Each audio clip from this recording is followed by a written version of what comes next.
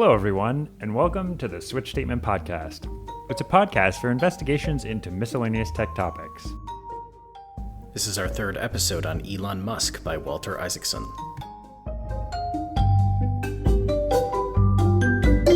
Hey, John. What's going on? Hello, Matt. I'm doing really well. How are you doing? Wow, really well. Yeah. I feel like superlative. That might be the best you've ever been doing. It is the best I've ever been doing. Do you, like most people, keep an ordered list of how good you've felt at every point in your entire life? Yeah, like most people, I keep an ordered list. I'm old now, so it has lots of entries. But I'm super excited because I'm about to go on a big bike trip, which I've been looking forward to for a long time. Dude, that sounds like top of the list. Gonna need to clear space. Yep. How about you, man? I'm okay. I'm kind of like middle of the pack. I don't know. Yesterday, it's just one of those days where you're like, all right, I just feel like garbage. Like not like I'm sick. It's almost like mentally garbage. Like I can't get myself to do anything. Okay, so you didn't have malaria and your team had to take out key man life insurance for you. Dude, I've thought about our key man risk. Although, frankly, I think the only key man risk we have with math jobs is Mike. Oh, especially with AI. We are not key men. We are. Dude, we should take out a life insurance policy, $1 trillion, out on Mike, and then kill him. Oh, I shouldn't have said that on the podcast. Yeah, now we're cooked. But yeah, so when I think. When we last spoke, weren't we right at the coup? I think we were right at the coup. I think there was hints that we dropped that the coup was about to happen. But yeah, we're going to kick this episode with a bang, I guess, because Elon Musk... Bang it up. Yeah, Elon Musk is kind of having his Julius Caesar moment where his people at PayPal, or X, or whatever... it was called. It was kind of this combination what was the company called? No, it was X.com. Yeah, and he was teamed up with PayPal. But in any case, his board on X.com kicked him off. Dude went on while his he was away.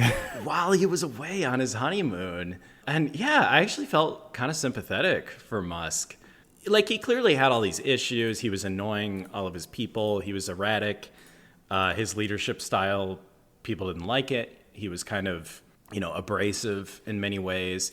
There's this guy named Levchin who's kind of his tech lead. And Levchin says he sort of saw through him. Like, he just thought Elon Musk had this, like, facade where underneath he was a little bit of a faker. Yeah. But Levchin also says that he admired him because, he just had this extreme ability to fake it and, like, make everyone around him make amazing things happen. Right. I thought that was kind of interesting. But yeah, so this is now kind of the second time where he wants to be in control of the company. Because we talked about Zip2. He was like, because they brought an adult into the room, and then that really pissed Elon off. And then he was like, make me CEO. And then they were like, no, we're just going to sell the company. Yeah. And so here again... He was CEO at the time, but then again they kind of kicked him out. They were like, "This is not going to be good." Yeah, these feel like big moments in his supervillain story arc. Like, this is the formation of a lot of the character we see today. There's this funny line, funny line's a weird way to describe it, but as he's getting cooed, I don't know if that's the proper way to say that, but. At one point, he's in this meeting, with all these people. Ousted, maybe? Yeah, ousted. He says something along the lines of, I don't want my honor impugned. Yeah. Like, he didn't actually, or he was okay with sort of stepping down, but he wanted some way to, like, save face. Yeah. And I can't remember the mechanism that he was suggesting. Like, he wanted to be in charge of, like, evangelizing the company or be some kind of, like, VP of marketing or something like that. But they didn't. They didn't let him do that. Yeah. They were like, no, we're kicking you out. So. Yeah, he said, I'm really the best spokesperson for the company. Which, I mean, in a way, I do think that's something that Elon does well. Maybe up until, barring recent events, I feel like he's been really good at cultivating this brand that Yeah. has been Oh, really yeah. effective.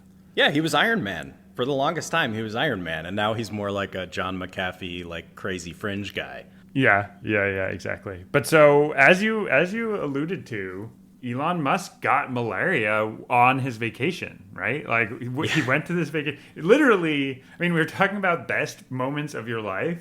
Like in the domain of human experience, this has got to be one of the worst worst experiences. Yeah, when it rains, it pours. He decides to go on this vacation, gets malaria, and that's when they take out key man life insurance. Because I guess he was still at X at this time. I didn't write down the chronology of these events. Well, yeah, I mean, this was because it merged and it took the name PayPal. They kept the name PayPal, so it was one organization. They ousted him. He still had he was still a shareholder, but then. But actually, so I'm realizing I got this backwards because it was his first vacation, he was on his honeymoon, and then he took another vacation after he was ousted, and that's when he got malaria. Right. Okay. So this was he was going to clear his head of all the horrible stuff that had happened, and instead he gets malaria and almost dies. Almost dies. Yeah. Like it is very, and also to be clear, he was vacationing in South Africa. Right. So he went back to his roots. And then he said he described South Africa as trying to destroy him. Yeah. So he needed a palate cleanser after this frenzy of events. So he decided to learn to fly. And he didn't do it like any normal person. We both worked at Google, which is a place where some of my coworkers were like, I'm going to learn to fly. And so they tried to get pilot's licenses. Really? Oh, yeah. At yeah, Google? in fact, I had a teammate briefly. I was on this crazy team where one of my teammates flew to the office every day. Like, that was his commute. He, lived down Where was he flying from? He where was- did he land? He was down in, San Diego someplace. Near San Diego. He, lived out in the boonies. He was a weirdo. Although a very cool weirdo, I'll say. But anyway, every day he would wake up, fly from San Diego area up to, the SF Mountain View area. His commute was insane. And he actually had a couple other Googlers that he would pick up, and they would all fly together sometimes. And he had a car that was he owned a car that he just kept at the airport so that he could I mean, I think you kind of have to. Yeah, but in any case, Elon didn't go this route. He bought a Soviet jet, which is hilarious and it's very Elon Musk. But yeah, so he kind of had this adventurousness that's hard to deny. And this is part of the aspect of Elon that I actually kind of like. And this chapter also talked about he had this obsession with Mars. He felt this concept that, there was this spark of human life that had to be kept alive, the spark of consciousness, he would call it. And he knew that if human beings didn't specifically work on this problem, that it just wouldn't happen. Which is, I mean, this is an aspect of his mentality that I really appreciate, because I think there's a lot of people, including myself to a certain extent, that just sort of have faith that humans are going to solve these problems. But a person like Elon is like, no, I need to solve this problem because it's an important problem to the human race.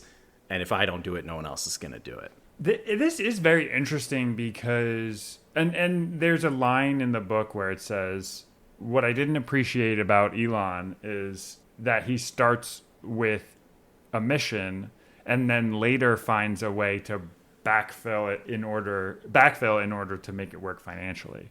Yeah. And so because if you look at it through the lens of a business, it's being on Mars itself is it's so just pointless. So abstract. It's so far away. It's you're an ant colony and you're I really want to go to France.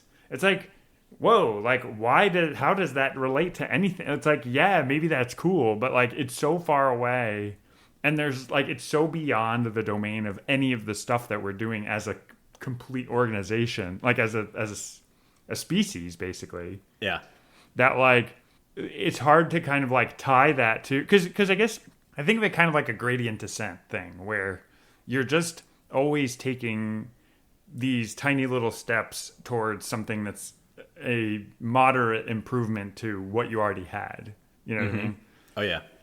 And so in order to go to Mars, you have to have someone who picks their head out of that like gradient descent space and is like, okay, I have this really big thing, and now I just need to find something that is economically viable along the way just to get to this crazy solution that isn't intrinsically valuable, I guess, to like us as a civilization.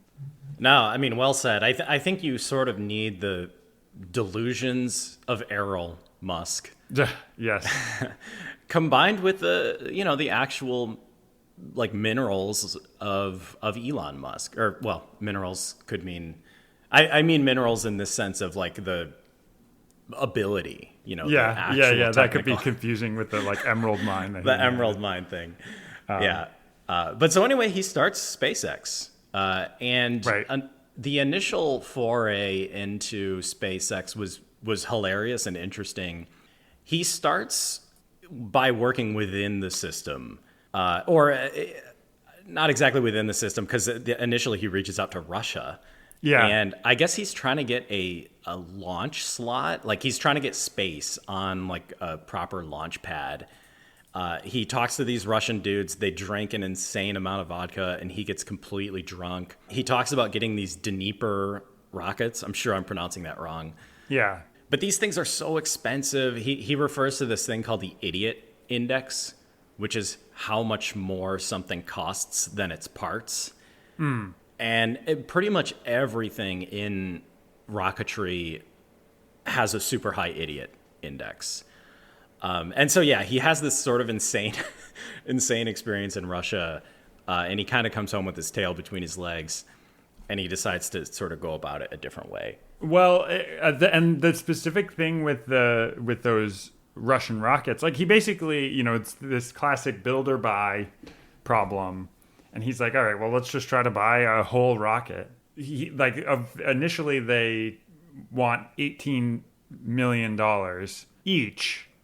They say $18 million. He's trying to buy 2 rockets. They say $18 million, and he's like, okay, is that $18 million for the 2? And they're like, no, this is $18 million each. And then when Elon balks, he's like, okay, we'll do it for $21 million each. So like it was basically just this major fuck you.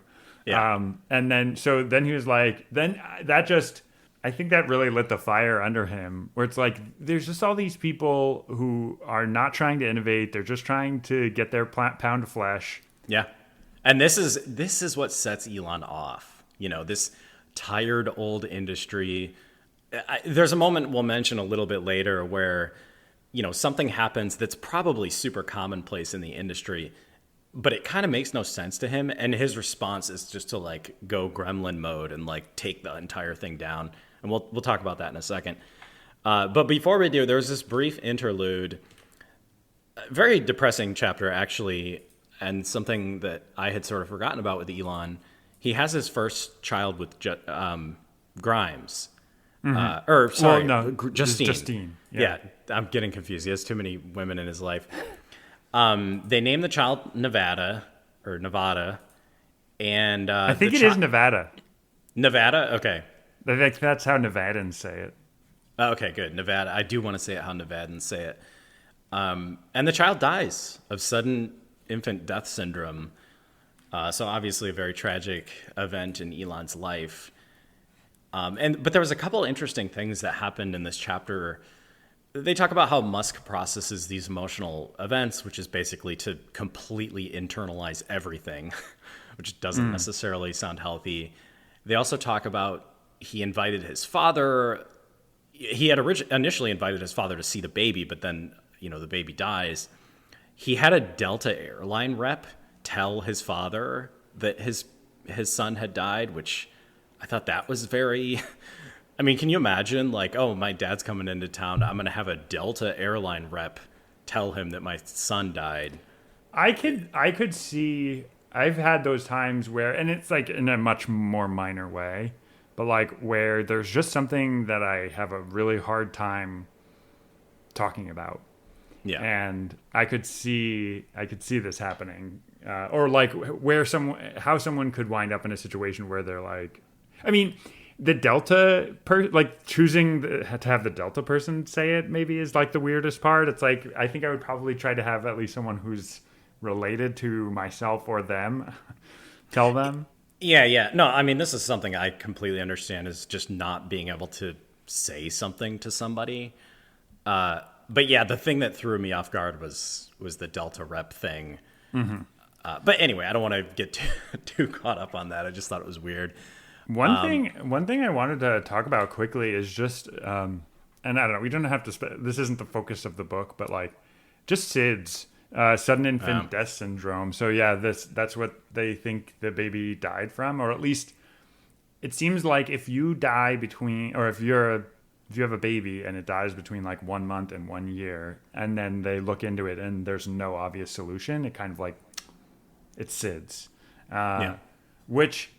It just is insane to me that we have had so much advancement in technology and health and biology and all of this understanding. And like the primary cause of death for children of that age is just completely not understood at all by science. Yeah. But I looked into it and one very, like, this is also a tangent, but one really like even more sad fact is they think that between 1% and 5% of SIDS cases are actually infanticide by intentional suffocation. So they think some people are actually like choking their baby and saying like, I don't know what happened. Oh my God. That's horrific. Yeah. Pretty tough stuff. Wow. Well, as far as I know, there's no evidence that Elon did that. No, well, he wasn't even there, right? It's funny because one theory or one hypothesis that popped into my head was like around human contact, where maybe there's something where humans, when they were younger, like they were just constantly in contact with their mother for like that period. And now with like more separation between the mother, or like sooner separation than was historically kind of in like a geological time scale, like, you know, in the history of human evolution, there's just something that needs to be there to like reinforce one of the systems of you know, because it's generally when they're sleeping in their crib, basically. Yeah. I would believe that. I think there's a lot of problems that humans have today that are basically because we don't spend time together. Yeah. But yeah, there was only one other thing I wanted to call out with this chapter, which is Errol, Elon's father, did stay, but it quickly got awkward. You know, Elon sort of wanted him to stay. He had lost his own child, and I think he was feeling really close. He wanted to hold family very close. But his father, you know, quickly just revealed himself. He was like creeping on his own stepdaughter. Yeah. And, you know, they were butting heads a little bit with, like, Elon had put him up in a house, and this, I guess, was causing Errol's wife at the time to like start to defer to Elon. And I'm sure that frustrated Errol, and he had Errol out on a houseboat or something. Yeah, at one point, Elon was like, "All right, we're sequestering you to this boat." He bought him a yacht. This is when someone has too much money, when they can just on a whim sequester their father to a yacht. You know, maybe that's the litmus test. Yes. So just continuing tensions in the Musk family. And then just like adding to the pile of Errol being the worst human being imaginable. Yeah, Errol does not look good in this book. But anywho, we move on from that, and we sort of come back to SpaceX, and Elon starts hiring people. You know, he needs to put together this crack team for SpaceX. One of the first people he finds is this guy named Tom Mueller, who, Tom Mueller was kind of a fanatic about rockets throughout his entire life. He built all these rockets as a kid and was like launching crickets up and murdering them because the parachutes didn't work. And so he hires this guy as head of propulsion. There's an interesting moment where Tom asks for his salary, 2 years of his salary, to be put in escrow. And Elon's sort of like, he feels like Tom isn't a founder because he's like, doesn't have enough skin in the game. Like, I think this escrow thing sort of like rubbed Elon the wrong way. Like, he wanted Tom to be like him, just fully in, risking his own finances, risking his own future and family and all that. And Tom just doesn't have that disposition.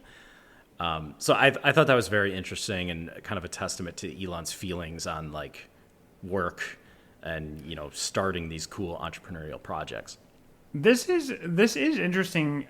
There was basically this negotiating thing in law school, or a negotiation exercise in law school where there were two people who were starting a software business, and one person was going to put up money, and then the other person was going to be like the programmer. Like, one person had money to invest, and the other person was going to be the programmer. Like, the person with money was going to be like the salesperson, what have you.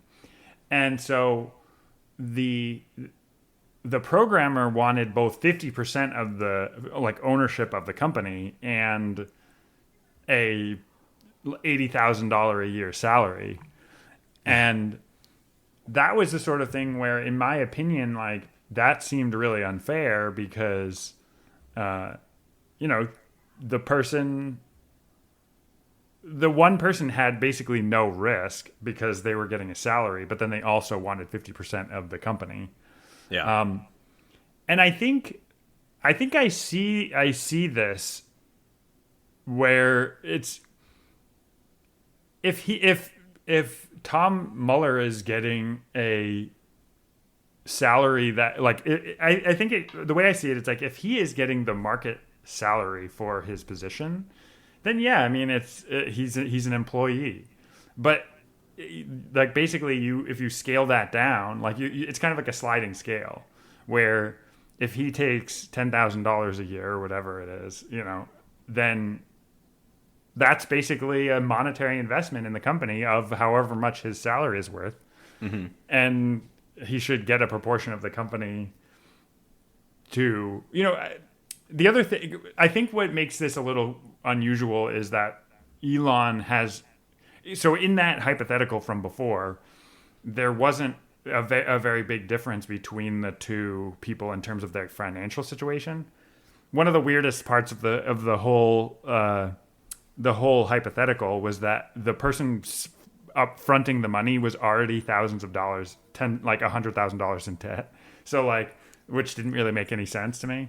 But so, like, they were on roughly equivalent financial footing. In this scenario, Elon is fantastically wealthy, and this guy, he's kind of just a rank and file, or like, he's just been kind of a standard white collar worker, basically.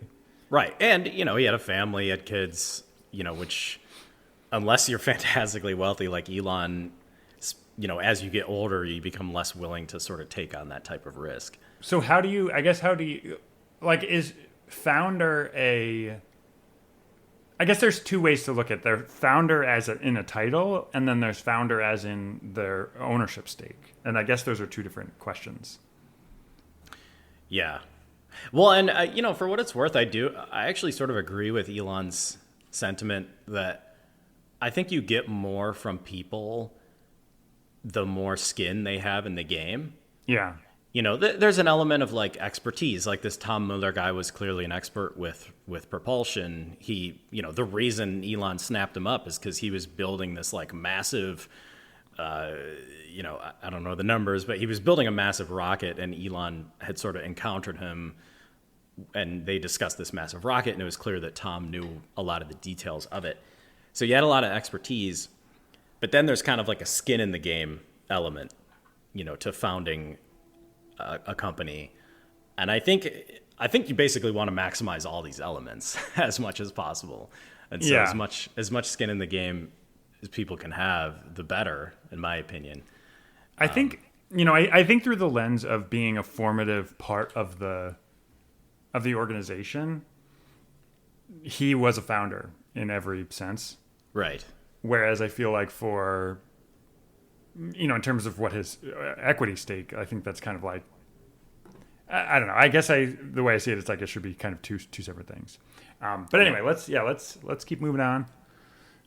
So Elon starts to, I guess as you're starting a company, you come up with your mission, you write your charter, you start to sort of define the cultural norms. And one of the norms that I thought was interesting is the company had a strong culture of basically not saying no. Elon wanted to be surrounded by people who wouldn't balk at crazy ideas, but who instead would offer solutions. Yeah. It's a very, there's that recent event with a Titan submersible. This Stockton Rush guy created a submarine, and he used carbon fiber, which was very non-standard in the industry. And he had a bunch of billionaires down near the Titanic, and the thing imploded, and they all died. And a question I've been asking myself throughout this book is like, what is the difference between Stockton Rush and Elon Musk? Because Stockton Rush was famous for this as well, where if he was in a meeting and people were telling him no, he would say something like, "Oh, we need this carbon fiber hull," and someone would say, "That's a terrible idea. Carbon fiber is porous. It has all these elements that are very bad for a submarine." And Stockton Rush basically wouldn't invite that guy to the next meeting. Yeah. And Elon Musk was doing the exact same things. But I think that, given the results that Elon was able to achieve, we look at him differently, even though he had a lot of the similar character flaws. But anyway, I don't want to get too deep on that. I think it's just an interesting tidbit. Yeah. They also cover, again, how good Elon is at Quake 3. There's a little section where they talk about how they would stay up late playing Quake 3, I guess. And then, they finally do develop these rockets. Elon names it the Falcon 1, and Tom is in charge of naming the engines. And I guess he picks Falcon names, and he picks Merlin and Kestrel, which I think are cool names. I don't think Merlin is a Falcon name. I think not that it really because there's Kestrel, because basically the Falconer picks the names for the second stage engine, and then Mueller picks the name for the first stage, and he picks Merlin. Oh, just the wizard from King Arthur? I think so, yeah. Okay. But I guess that makes more sense. Merlin did not sound like a falcon to me, but I thought it was all falcon themed. But in any case, the next chapter talks about Elon's rules for rockets, which I really like this chapter because a lot of this resonated with me with how you build software. So the first one, question every cost and requirement. Like, as I mentioned earlier, there's that. I take it back. Merlin is a bird. So I was wrong. Oh, interesting. I wonder who was named first, the wizard or the bird. Oh, not sure. I don't imagine people independently come up with the name Merlin. Yeah, it's not like one of them probably is relying on the other one. I would think. But in any case, the rules for rockets, question every cost and requirement. I mentioned earlier that this whole entire industry is sort of replete with parts that cost way more than they should. And sometimes there's a good reason for that. Sometimes it takes a lot of R&D to even come up with like a molded piece of aluminum. But in a lot of other cases, it's because, this is just one of those industries where there's a lot of money going around, and so people are basically just overpaying for parts. And they mentioned at one point that in SpaceX, 70% of the rocket is made in-house, which was very surprising to me. That seems massive. Well, when you look at some of these numbers, they talk about this one example where they're quoted for something that Musk describes as something not more complicated than a garage door opener, and it was going to cost $120,000. Yes. And it's like, it doesn't surprise me that you land on doing 70% in-house when you have these other companies who, I think what it is it's like the number of companies that want your product is super small. They're funded by the government. The government is just like, well, I guess that's what it costs, and then they can charge $120,000. Yeah. So, and I think it's also one of those industries where, it's like you think about the Challenger disaster. That was because some O-ring couldn't handle some cold temperature and then being heated up to some hot temperature. And so there is an element of like each little tiny part has to have these extreme, resilience to really, really extreme environment or just stresses or things like that. And so I do think a lot of these things rightfully cost a lot of money because there's probably a significant R&D that leads to an O-ring that can withstand, frigid temperatures and then heat it up to 5,000 degrees. But at the same time, there's also probably a lot of, just cost. I don't know what to call it, like sandbagging with cost. Yeah. Just because the industry functions this way, all these companies are probably overcharging, like you're saying.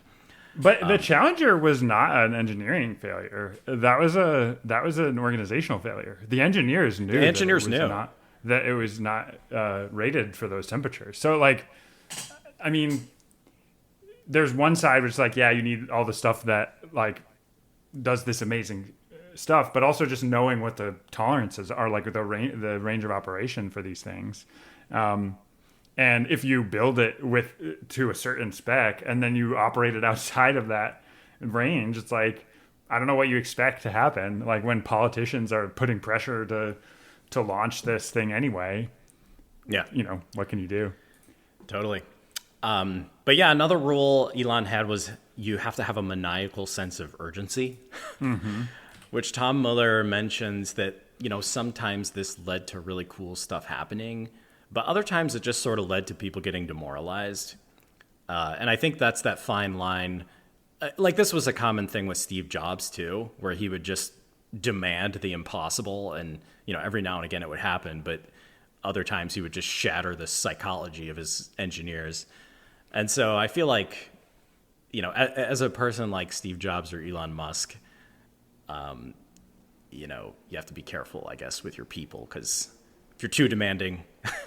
it can lead to and I mean, I think that they've picked a point on the spectrum where it actually is unpleasant most of the time or like for a lot of the engineers, and some of them burn out and they're like, all right, well, we're just going to put up with this demoralization because actually this is this better zone or like you achieve better results from the outside with that. And it's still worth the cost of burnout. Yeah. And, if your engineers get burned out, you can just replace them. But I do think that there's probably a healthy way to do that, where like you take a lot of what Elon is saying, because I have this problem where I'm just like, I don't need to do that right now. I really try to challenge myself, like, okay, just do it sooner. Doesn't matter what it is. Doesn't matter what the deadline is. Just do it as soon as possible because that's just going to unlock. It's like they talked about this rocket stand. It's like, hey, build this rocket stand in 2 weeks. It's like the rocket isn't even built. Like, why is such urgency? It's like, well, we need you to do something else. Like, we can't risk this being the long pole that's pushing the rocket out. So, like, if we build this now in 2 weeks, then that's just one fewer thing that is not ready, that might not be ready in time for the rocket. Yeah. No, I mean, I completely agree. I actually kind of like these rules. I think it's just a fine line between, properly implementing these rules and sort of taking it overboard and hurting your organization. And Tom even mentions that sometimes this turned out really well. Yeah. Sometimes that's exactly what engineers need. Engineers love to sandbag on deadlines. Yeah. I did it myself in my own career. I knew something would take a week, but I would say, that'll take a month. And then, I would just dot every I and cross every T, even though it's kind of unnecessary. So I love this maniacal sense of urgency. I just think, there are times where it can go overboard. Yeah. But in any case, next rule was learn by failing, which seems like somewhat of a funny rule if you're launching rockets. I mean, I guess as long as there's not people in them, maybe it's okay. Yeah. But yeah, and you mentioned they needed this tripod, which I guess is a place where you can launch a space shuttle. And there was a brief section where they talked about how they found this tripod in Texas, which I guess had been used by this rocket shop that had basically closed up shop. And so they ended up being able to rent this tripod for $45,000 a year, which was a big boon for them. And then the last thing was being able to improvise.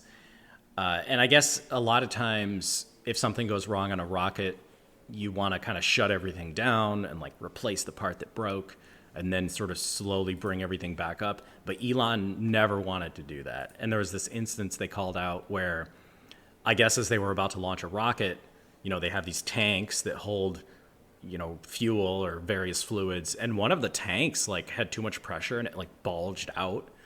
And Elon was like, oh, let's just hammer it back down. And that was sort of his, because he didn't want to like delay the launch any further. And that ended up working. But then there were other times where this improvised philosophy ended up failing miserably. But it sounded like this was, overall, it was just one of those cultural elements that enabled SpaceX to move really fast and sort of make progress where other people were slower. This is one that I think I am more dubious of, because it feels like, let's say you make that improvisation, you hammer it back in place, you fire the rocket, and then it explodes at the place where where the problem was originally. Like, did you learn anything from that? Because it's, you don't have this standardized process that got to, so it's like, what is the value of that? What is the value of that test if you have this anomalous piece of hardware, I guess? I mean, I guess you can verify all of the things that were not anomalous. Yeah. But. Well, no, and your point stands because he mentions a separate incident with epoxy where I guess he had these, parts that cracked and he just tried to fix it with epoxy and it just ended up not working and all the epoxy cracked open and it was a horrible test.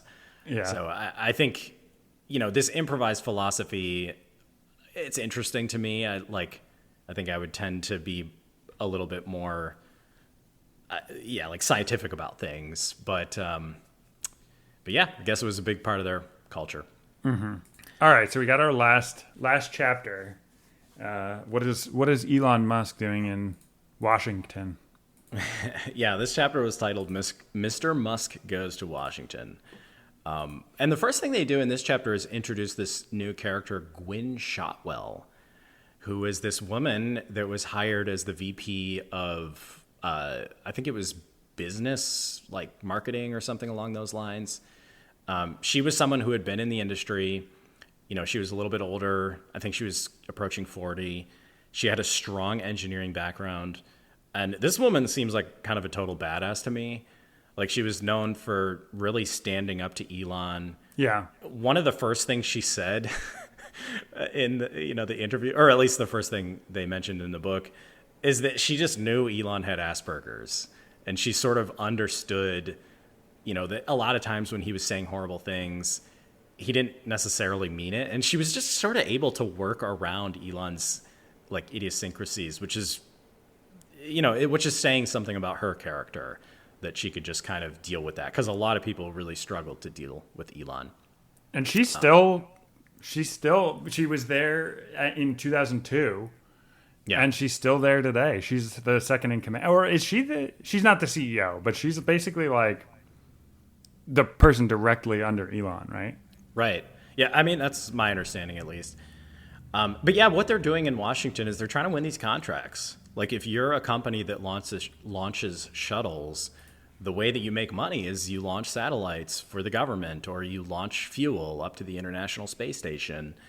And they talk about how they do win a contract to launch some of these satellites. It's a fairly lucrative contract. It's multiple tens of millions. But then, and this is the part I was alluding to much, much earlier in this podcast, there's an interesting event for Musk. Mm-hmm. There's a separate company called Kistler. Kistler, thank you. I was trying to remember the name. This company had been awarded a contract to ship fuel up to the International Space Station. And this contract was worth hundreds of millions of dollars. $227 million contract. Yes. And Musk sued NASA over this because he believed that there wasn't enough competition. They had basically been awarded this contract.